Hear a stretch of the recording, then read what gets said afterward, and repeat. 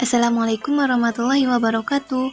Halo teman-teman, saya Diana Fauzia, NIM 1914070026 dari kelas bagian IA Metodologi Penelitian akan menjelaskan mengenai referensi dan laporan penelitian.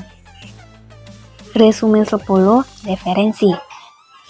Referensi merupakan semua bahan acuan yang digunakan oleh penulis untuk memperkokoh dukungan tentang argumentasi yang dipaparkan di dalam tulisannya. Aturan pengutipan pada karya tulis ilmiah. 1. Innote atau body note. Penulisan daftar pustakanya langsung di dalam teks. 2. Footnote atau catatan kaki.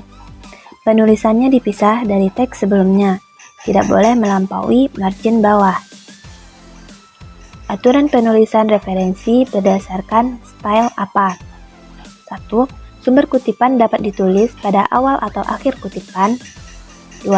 Penempatan sumber kutipan tidak boleh mengaburkan bagian yang dikutip. 3.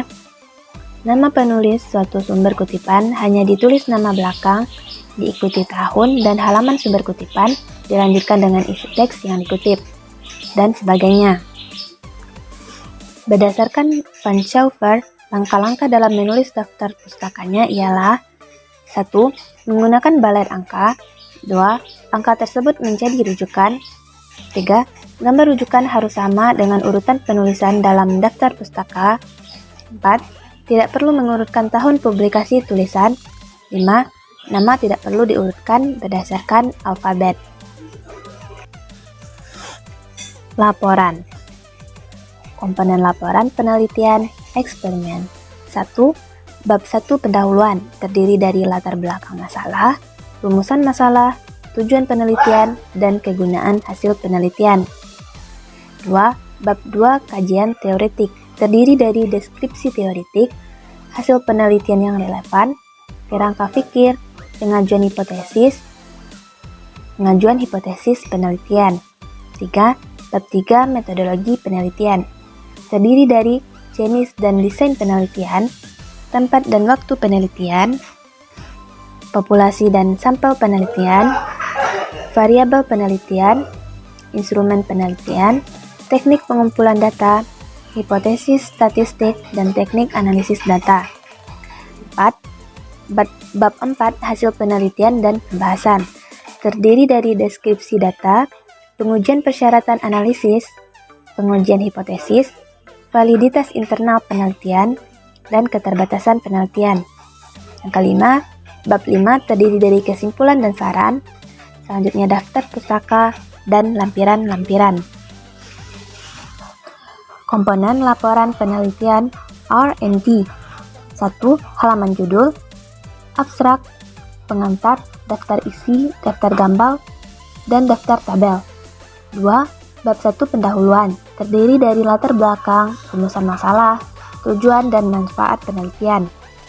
Bab 2 landasan teori terdiri dari deskripsi teoritis, kerangka berpikir, dan hipotesis.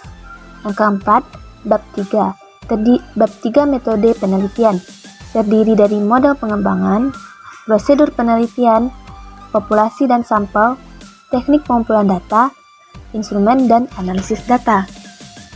Yang kelima, bab 4 hasil penelitian dan pembahasan terdiri dari desain awal produk, hasil pengujian pertama, revisi produk, hasil pengujian tahap 2, revisi produk, pengujian tahap 3, penyempurnaan produk, dan pembahasan produk. Yang keenam, bab 5 kesimpulan dan saran. Selanjutnya, ada daftar pustaka dan lampiran. Komponen laporan penelitian mix. Bab 1 pendahuluan terdiri dari latar belakang, rumusan masalah. Bab 2 ada pembahasan, bab 3 ada kesimpulan. Komponen laporan penelitian deskriptif. 1 halaman judul, 2 lembar pengesahan, 3 abstrak, 4 kata pengantar, 5 daftar isi. Komponen laporan penelitian korelasi. Pertama, ada bab 1 pendahuluan, terdiri dari latar belakang, rumusan masalah, tujuan penelitian, dan manfaat hasil penelitian. Yang kedua, bab 2 kajian teoretik.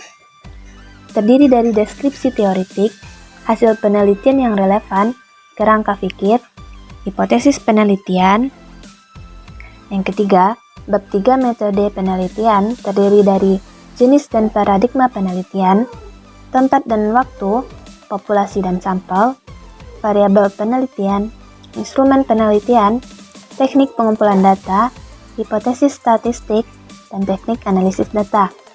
Yang keempat, bab 4 hasil penelitian dan pembahasan, terdiri dari deskripsi data hasil penelitian, pengujian persyaratan analisis, pengujian hipotesis, dan pembahasan.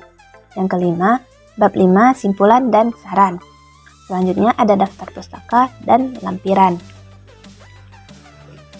Komponen laporan penelitian kepustakaan, yaitu judul penelitian, latar belakang masalah, rumusan masalah, tujuan kajian, manfaat kajian, landasan teori atau telaah pustaka, metodologi kajian, pendekatan dan jenis penelitian, sumber data, teknik pengumpulan data, analisis data, sistematika pembahasan, penutup, daftar rujukan, dan lampiran-lampiran.